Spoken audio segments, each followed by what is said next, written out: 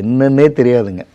அதாவது இறப்புக்கு முன்னாடி கூட அவர் என்ன சம்பாதிச்சாரு, அவர் என்ன கொண்டு வந்தார், வச்சாரு போனார், எதுவும் தெரியாது எனக்கு. குழந்தைங்களை கட்டி கொடுத்தாரு, என்ன நல்லா பார்த்துக்கிட்டாரு. நானும் படிச்சிருக்கேன், இல்லை அவரும் படிச்சிருக்காரு.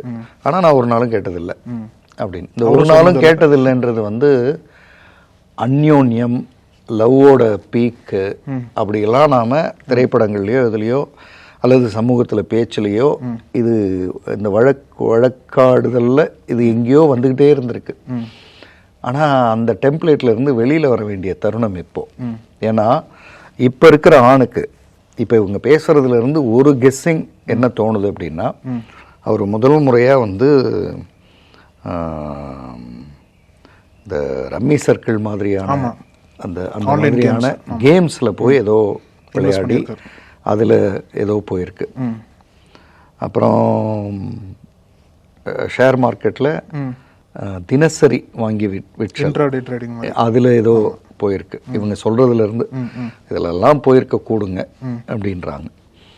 அதில் போனதை மீட் அவுட் பண்ணுறதுக்கு கடன் வாங்குறது அது சரியாகல, அப்புறம் திரும்ப விளையாடுறது சரியாகல, அப்படி தான். மற்றபடி அவர் எந்த ஃப்ரெண்ட்ஸ் அது இதுன்னு அவர் தான் கரெக்டாக வீட்டுக்கு வந்துடுறாளாச்சு, ஒன்றும் இல்லை. ஸோ இங்கே தான் எங்கேயோ போயிருக்கு, அதுவும் இவங்களுக்கு தெரியல. இவங்களுக்கு எப்போ தெரியுதுன்னா, இவங்களுக்கு பணம் கொடுக்கறது கட் ஆகும்போது, கேரக்டரில் டிஃப்ரென்ஸ் வரும்போது அப்போ தான் தெரியுது.